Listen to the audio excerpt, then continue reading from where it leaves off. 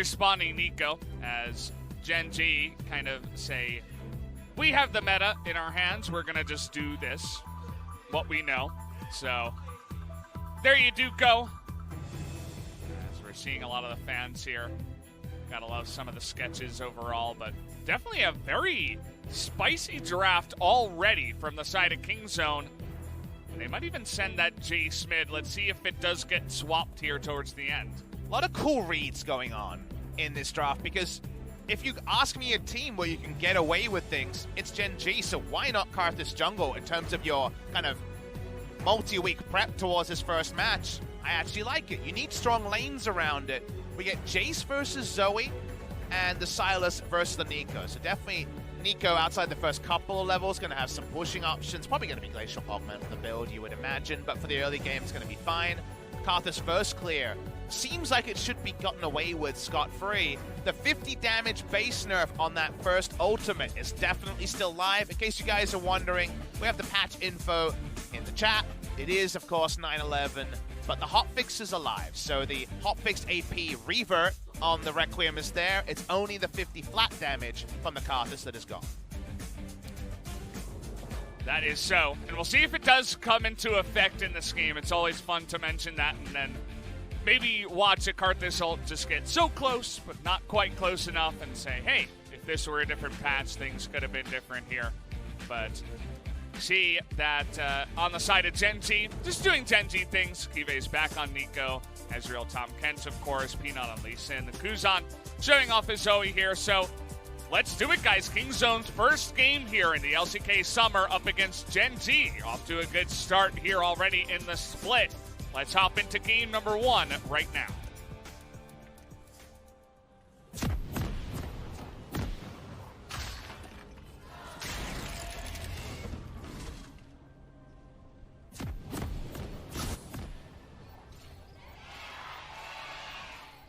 Wow. The Gen.G fans have been popping off in recent memory, and that was on display a couple of days ago. It's here now. Unsealed Spellbook is the choice from Tusin, and this is Tusin. Tusin is famous for taking Unsealed Spellbook whenever he feels he can get away with it. Do note, that means he doesn't have Aftershock. Yeah. The reason that he might be considering that is, what does a lane trade against Ezreal Tom Kent look like where Aftershock is relevant on the trade? Yeah. You outrange by an insane amount, actually proccing a stun and chasing down the Lux is so unlikely. Yes, if you Abyssal Voyage behind the Lux and get on top of her with the jungle, it's going to be a bad time. No Aftershock. But Aftershock is the lane guarantee summoner. They feel like the lane's just fine, so they drop the Aftershock, and while it's not the summoner airy solo queue choice, it gives a lot of flexibility to Kingzone's bot lane. It's definitely very interesting, as you mentioned. They're not really going to be taking those kinds of trades. We see her, or Tusin, on the Lux start off with the heal, can swap to other fun stuff like teleports. He loves to get the teleport with that Unsealed Spellbook. Maybe he's going to swap to an Ignite if they want to get really aggressive, if something's going to happen where they have a chance to get a kill. But it'll be interesting to see how he does pilot that. Note that Life has his own Unsealed Spellbook, so we could see double smite in this game. See if that does actually happen. And then a very skillful, everyone presses their button on the Drake and see what happens scenario. I'm with you, Valdez. That's one for you to look forward to. We're going to need to sort of replay it slowed down in order to work out who was guilty and who was not. I think it's a good read by Life. Allows him to go heal, so Ruler's teleport is complemented with a heal for the duo. And it's, again, you could, if you read this to be a very high pressure lane, and Lux usually represents that, feel like you had to take a laning summoner. So smart read from Life, knowing he's against Tusin, to know that he almost certainly would have the latitude to make his own Unsealed Spellbook choice. Yeah, it's not the full old solo queue builds where you go like Arcane Comet or Dark Harvest. He's not quite going that far, but it's definitely a breath of fresh air for a champion that's already kind of a breath of fresh air in this kind of meta. I do wonder, though, this was very unlikely for it to be Spellbook versus Spellbook support, given the champions. Was it more or less likely than mid lane? This is double Electrocute. Both Jace and Zoe have gone Electrocute here. The recent trend was Spellbook Zoe, because you can still get the more sparkles when you use those thrift shop summoners that you can pick up. Instead, it's the Electrocute, which you do see from time to time. The Electrocute Jace, bit of a different one, so adjustments a bit all over the place, and mid lane Jace from Naehyun to try to have pressure on that Zoe in mid.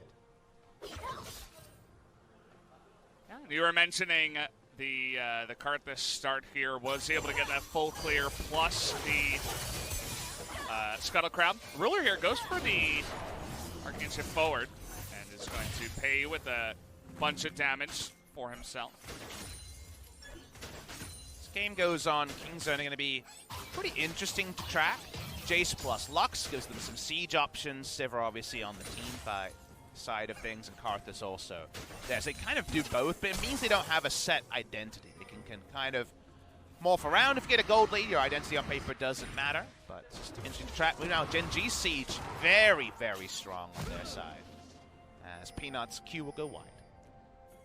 You can see that there was some question mark pings around this Scuttle Crab already. Cuzz was able to get one on the bottom side, and Peanut had responded with his own full clear, but Lee Sin a little bit slower than the Karthus, so Karthus was able to get that, but not able to pick up the second one. That would have been asking for a little bit too much, but will at least get a head start here on this clear. Change in the Scuttle Crab spawn timing meant that farming junglers and fast farmers were in a pretty good stead. Given that Karthus does both single target and AoE camps really fast, the fact that he just has to interact later, there's not the forced interaction at 2 minutes, 2.5 minutes, you don't have to draw in a laner, means that you just really do get to power farm. So yes, the Requiem nerf is a noticeable one and definitely removes a lot of global threat. It's 50 base damage on an ability that hits 5 people. It's 250 base damage removed when it comes to the team-wide equation. But the farming still happens and the level 6 comes early. So LS, I'm sure he's out there watching, definitely going to be happy about this. That we do see the Karthus coming in, and a lot of camera around Naehyun I've been noticing as everybody's excited to watch Naehyun play and see what he's got, especially up against Kuzan, who's definitely a good mid laner, and so far he's doing Jace things, kind of what you would expect from him. It seems like his mechanics are on point for this champion. Just a generally strong laner. They didn't want to give a free pass over to the Zoe. That's why the Jace was locked in here, and it's about 5 CS behind as the next minion wave will crash. Feels like his job is to, again, have priority, and as the game goes on, give them some siege options. That's what Jace, I think, represents. Team fight-wise, Karthus and Sivir have that one on the docket as the game goes on. Naehyun walks up. Ooh. I like that play. Read exactly when Kuzan was going to move forward for the CS, and then dodges the trouble bubble. Gets a defensive ignite out of Kuzan as well, so that's actually a nice win there. Absolutely. The grounding and 99% slow means you're going to be hit by the future spells from Lux. So we're kind of surprised that we're still seeing so much Tahm Kench in Korea. There's just scenarios where the champion's auto-won against things like Cataclysm when he has his Flash and Devour up, that now you can't Flash during your Devour, so you are going to be accountable more often than not. With the Lux, this helps Sivir win the lane. I feel like the Lux's biggest thing is taking Unsealed Spellbook and just being annoying so Sivir can push up and wave clear away against the Tahm Kench. That's the involvement. Take a look at the double teleport. We actually see Tusin going mid. So we'll see if maybe he wants to read when Peanut's coming in here and fight around the scuttle, but that did not happen. I thought he'd just continue to TP bot, put on that pressure you were talking about. Backing away here.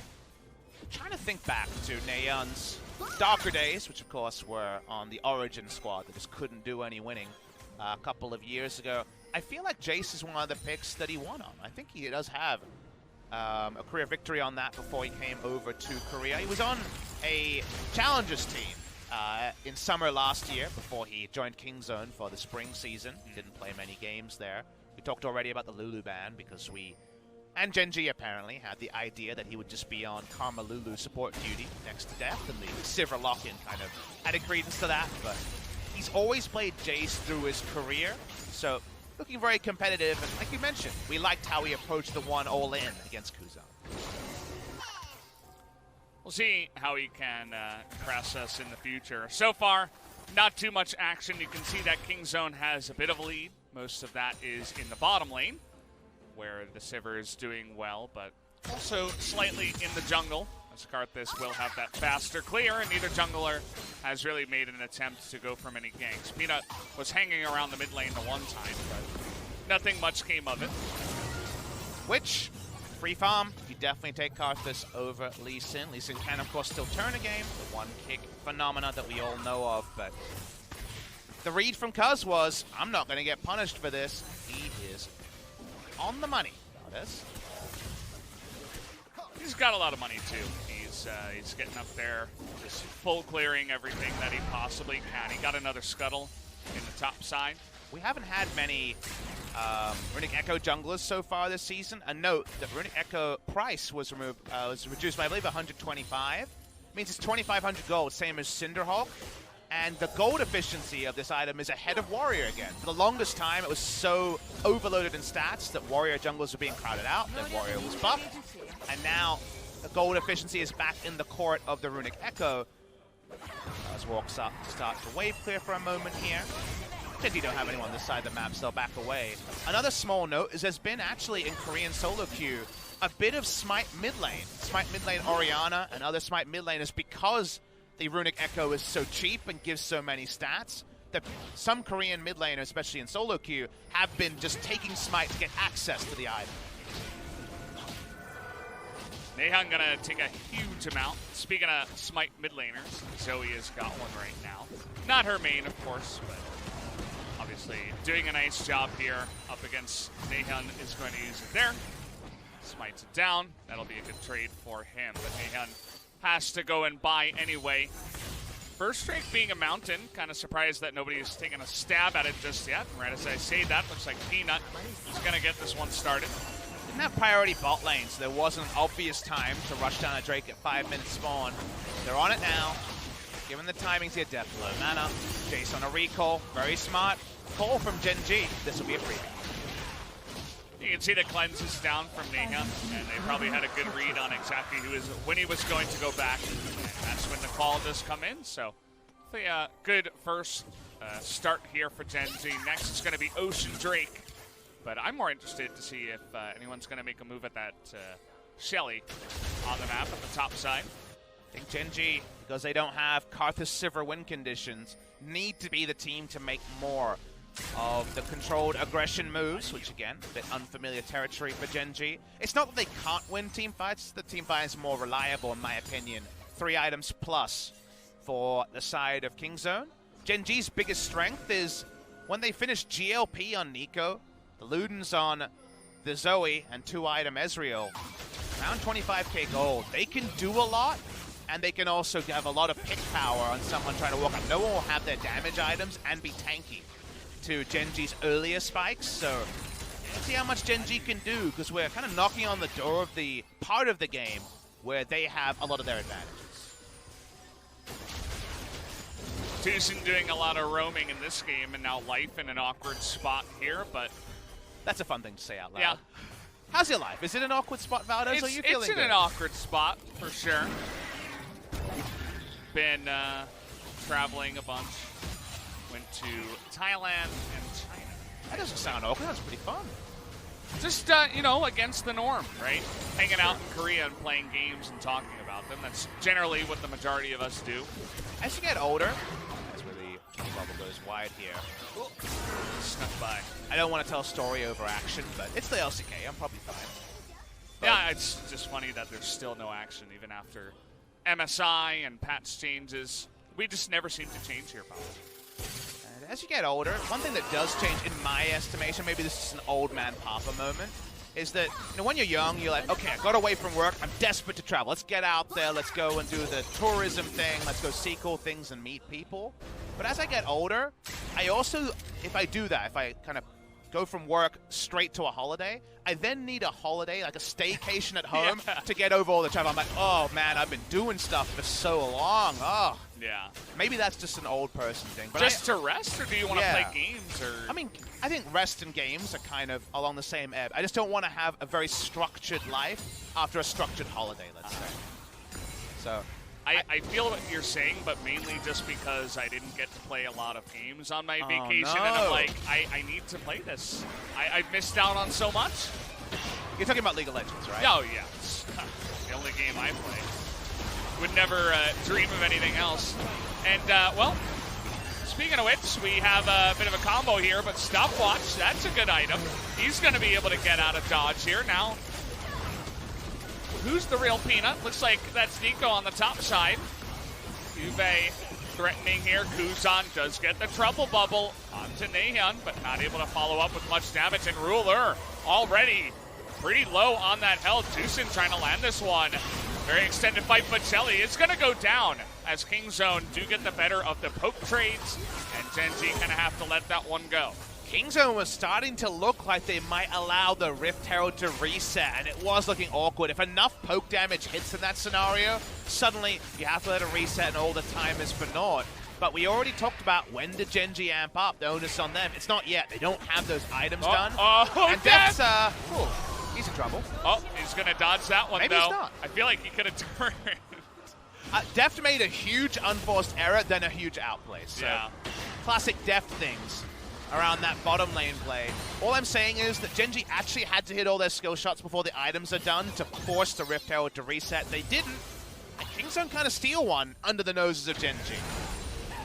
Yeah, at least it is going to be after the plates do come down, so it's not going to be super high value, but they can definitely get something going if they get a gank. Maybe push onto one of these turrets. I think the bottom lane is the weakest, but Ruler here is alone. He has to get away by flashing as Life was in an awkward spot again. Not in the lane, not able to help out. And speaking of which, Shelly going to come down here with Cuzz, and they will get the first turret. And this is much more of a 1-2-3 because the walk up there is what allowed Tusin and Ruler to switch flashes. Teleport is down, so they're going to get a double charge here around Deft on this Sivir. Sivir's Essence Reaver, one item, got stronger. That's one of the big reasons we see Xayah and Sivir most games. The late game was already strong enough, Valdez, and if our early game gets even 5 AD stronger, you start to worry that the Sivir meta is upon us, and Deft is a very prominent Sivir player. I was casting LPL Spring 2015 when his famous Game 5 flash-in on Sivir got the pentakill against LGD to bring EDG and Deft his first title over in China. The guy knows his Sivir, and it wasn't a surprise when we saw him hover it and then pick it. We haven't had a kill yet, but we have had some advantages go the way of King Zone. Still waiting for the pop-off from one of these two 80 carries. Which happy ending will it be? The Ruler happy ending or the Deft happy ending? Still waiting on that one. Does that have a better name? Because Ruler ending versus Deft ending sounds weird. Happy endings have, of course, this connotation that makes them hard to talk about. So what's the best thing to call it? I feel we just have to dodge the Korean analogy completely. And you mean we shouldn't call them fairies, or? No, I think the fairies also. Why can't we just say maybe in Deft we scrap trust, that one too. In Deft we trust versus in Ruler we trust? I feel like that gets the point across. Language is hard, it turns out, especially when it's two different cultures. Some things, you know, just don't have the same connotation when you're talking about it in another language. We like our Konglish over here. That's going to be the way it is. We do have a team called side. Rolster. And every time I say this out loud, someone's hearing it for the first time. It's short for roller coaster, in case you're wondering. Yes. Not Lulster. No, although, that's just short for Twitch chat. Yeah. Lots of creative names in the chat. I was enjoying them while watching you guys cast the first couple of days. I really like You Calculated. You know, for You Cal, whenever he pops off, You Calculated. That's a good one. Yeah. I feel like his negative ones might not be broken. There's EU Cal, which they can't really use anymore. That used to be funny. Use that when he pops off now. That's true. Well, we have a Magi Soul Stealer here for big old Karthus. Do you know what? Wouldn't it be awesome if we went over to Cuzz's OPGG and he was only playing Yuumi and Karthus and just picking up Medjais every game? Because Yuumi always picks up Medjais because how are you ever going to kill the cat? There's a bigger problem if Yuumi's dying. Meanwhile, this is just a confidence purchase. He has no stacks on it. Why did he finish it? There have been 0 kills, 0 assists. This is a bloody game. I better pick up my Medjai, said Cuzz. Maybe it was the reverse psychology. It's like, well, nobody's died yet, and I haven't died yet, so this is a good choice. This is like Peter Griffin being encouraged to get volcano insurance in an area where there wasn't an active volcano on the basis of, weren't you overdue for a volcano eruption? He's due for some kills, right? Doesn't matter if he gets nerfed. We're in Korea, so are we ever due for kills? We can ask for a lot of things, but increasingly kills is not something we're allowed to ask for. Cuzz is just getting excited watching other regions, I guess. Although, still waiting on that LEC that's going to happen tonight. With a game like this, we might be closer to it, Valdez. Hey, Rascal's getting in there, but the binding on a Cuvee. Got this ult. Cuvee needs to back. Okay. He didn't back. And now Cuvee does have the stopwatch. So that's going to be anticlimactic there, but they do get the stopwatch at least, as now Tusin has to cleanse out of that one. Oh, if that hit, he was dead, but now maybe it's Kuzan who's going in the death chamber. See you later. 500 gold is going to go over, and Cuzz is going to put that wall down, and he's staying alive. That's exactly what he wants. Nothing can hit this Karthus, but a lot of stuff going to hit a lot of the other members on the side of King Zone, as now they're on the run. Here comes Cuvee, but that's a big wall. Gonna cut them all off from that one, and Ruler even taking near lethal damage. Rascal went down as well, so 1 for 1 overall. We've been waiting for the action, finally granted to us. 2 stacks on the Soul Stealer. Hashtag worth, says Cuzz. He's gonna buy a stopwatch. I imagine plenty of Zonias and different types of stasis this game. Gonna watch the replay. Definitely understood the theory here, but stopwatch is a girl's best friend when the Karthus on the ring. The play went on. You understood what everyone was trying to do. Naehyun coming in late does allow him to almost 1 rotation Kuzan on the back end. Lots of almost deaths, but only 2 overall. Yeah, they get the Zoe, and then I think we had Ruler TPing in there. He misses his ult onto the Karthus as well. He really didn't want to lose those 2 stacks. Ruler went for a high damage build here. No Iceborne Gauntlet against Jace Sivir. He has gone for the Trinity Force. Doesn't give you that armor during laning phase, but felt confident to go towards that anyway. So he hits like a truck right now if he has enough time. Operation Kill Ruler in full effect. You know who really likes Infernal Drake is Silas, Karthus, Jace, Sivir, and Lux. And they're really making a move towards it here. As a good move, I'd say, by the side of Gen.G, especially Ruler, looking to pull that, or rather push that lane in, but ends up taking a big chunk in the end, as fortunately Kuzan has not been too on point with the Zoe just yet, but how is this one going to go down? It is going to go the way of Peanut. Tonight his smite is on point, but now the ult is coming in, and the big boom of damage is going to get the 2 kills with the help of Deft. They will pick up 2 on the side of Gen.G. It wasn't a Requiem for a Dream, it was a Requiem for a double. 1 kill to him, the assist would do just fine. They're gonna run straight at Baron. Might as well. Don't even need that Mountain Drake. You have a Karthus, you have insane damage in your comp, and they're gonna go for it. We'll see if Peanut can pull off another miracle. All right, Peanut watching on, has smite available, so does Cuzz. Baron already at 6,000. The high damage team loves Infernals, it does Baron fast too. Peanut now doesn't have his Q down, but the good binding, can they burst it in time? Peanut's not going to get in range, and Cuzz will be able to pick it up.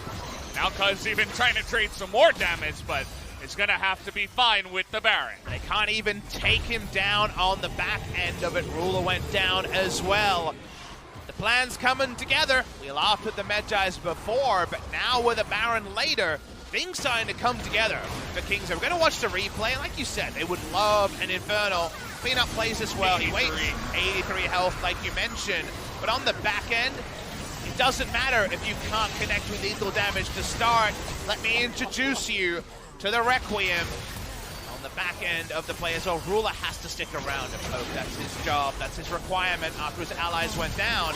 Rascal played this well. This was off screen. The kick into the finish with the Kingslayer. That's not the deal you're used to after a kick, but it works damn well. You're talking about those wild cards up in the top side. Rascal and Cuzz, the 2 of them here, are just putting on a masterclass so far. Kind of looks like they're smurfing in this game with the way they're playing. But let's see if they can put an end to it as well, as Cuzz not dying yet. He's got 8 stacks, and guess what his next item is going to be? It's going to be that sweet hat. He's not wasting any time, just piling on the damage. Someone get LS on the phone. Well, we'll get him in the studio for tomorrow. That's my promise to you, dear viewer. I never considered this, but remember, famous combination is kick into the resonating strike from Elise in. Kingslayer also does more damage when they're at low health, so the synergy there was the extra burst that got the kill. Kingzone get to walk up, and with 5 points in the prismatic barrier, the shield that comes through from the Lux with some shielding strength as well. The siege isn't as obvious as Nico, Zoe, and Ezreal, but the shielding helps it out, Valdez. Yeah, and Naehyun does a lot of damage already. Didn't seem to need to get that Infernal Drake, as he's already popping the Nico for half her health, and with the help of Rascal here, he's got to be really careful. So the push is on with the Baron. Not quite able to get a strong push in the mid lane, actually, as Naehyun was trying to siege in the bottom lane and get that lane as pushed as possible. Here's Peanut trying to set something up, but where's his team? Where is everybody? They're trying to catch up now to Peanut, but he's going to be punished now, as nobody was quite able to catch up to the Lee Sin. That was just, unfortunately, Peanut and his team being disconnected. Went for a kick just because he hit the first part of it, but never put that second thought of who's going to follow up on it. Ruler had to okay, shift over a wall just to hit a minion on the way to trying to do damage to the kick target. That means 5v4, and this is before a Requiem to try to zone away with Lux under no pressure. The siege is not trivial because Sivir and Jace do good turret damage but don't have the range. But given that Naehyun was able to split away in a 5v4, Rascal pushes in an inner. The inhibitor turret almost goes down, all because Peanut's life is void. And it is going to go down. The final shot there of the cannon minion. And speaking of which, how about another turret here in the mid lane? This Baron getting so much value. Take a look at that Baron power play. 5.5 thousand. As this time Peanut is going to hit Deft with his resonating strike, but it's not going to continue on that one. So with all the siege tools here, Gen.G, if they got a Baron, would have been even more vicious than what we saw from Kingzone's Baron. But Kingzone, they rode the line. Team fighting and sieging was what they had in their comp. And usually when you scatter your identity like that, you actually end up less than some of your parts. But Kingzone outplayed. That play around the Drake with the early Requiem has gotten them so much, and then you make a mistake against the Baron, shouldn't be surprised when your base is in tatters. And now Cuzz has the death cap. Just picked it up on his last back. Stumped all of the gold that he could into that one. And now with another Infernal coming up here, let's see how Gen.G want to approach this. Down 8,000 gold almost. But they're still going to start up this Drake, and you'll notice that Kingzone staying together as a team. They want to get to the bottom side of the Dragon Pit because they'll be able to spread out the most. And okay, Life going to be in an awkward spot here. Naehyun trying to block there with the Edge of Night. Deft chunking this one down. Cuzz going to take a bit of damage there. And the poke trades are coming in. Kuzan actually eats a bunch of damage from Tusin already. And that Drake will release. Big Lux shields never seeming to stop in this one, as the Drake is getting low. Will go the way of Karthus this time around. Already Deft doing a lot of damage there. Cuzz looking for some extra poking, but they'll be happy with the Inferno. From ahead, Lux looks so broken because in a poke versus poke war, the constant uptime on a 400 plus shield is just obnoxious. It means that none of Gen.G's poke is sticking, only the burst onto Cuzz. Means they don't go for the desperate engage onto the Infernal. That's an answering Infernal. More percentages for the now sweet hat Karthus. Just hit level 16, load up, press R, and zone Gen.G away from objectives. Early elixir here from the side of Cuzz. Kind of knows that he wants to win this next fight. We're going to have the Baron coming in here in 15 seconds. If he can have that extra little bit of damage to zone them away, just that much better. It's better to go for that instead of like an ability tome. And speaking of which, we have Life and Ruler in a ton of trouble here. Ruler is going to be able to get out with the flash, but that is 3 summoners burned by the Gen.G bot lane. Double flash from the bot lane. Oh boy, that's something that you can't return to. Karthus, not a great face checker. One of his few downsides at this point in the game. He's not a big fan of bubbles either. No. He likes death and doing damage and, you know, not so much bubbles. No, he's very morbid, actually, is Karthus. Always talks about death. I like people who are multifaceted. He's only got one thing going on in his life. Well, at least he knows what his one thing is, you know? Identify what you're good at and then do that one thing. What are you good at, Valdez? What's your one thing? You're a caster, a great caster, but what is that your one thing? Is it casting? Or do you have this secret skill that the LCK fans don't know about? I wouldn't say it's casting yet. I don't think we've quite gotten there. That's not my one good thing. I'm good at sleeping. I like playing hockey. That's another good thing that I do. What's your good thing, Papa? Insulting people. You are very good at that, actually. I will agree. That's all I got in my life. I'm also very one-sided. Papa's got a side he never knew existed. So wholesome on the broadcast. But Rascal's got a side we didn't know existed, and Cuzz especially, right? These are the guys who we pondered on, who we saw slowly start to ramp up over LCK Spring.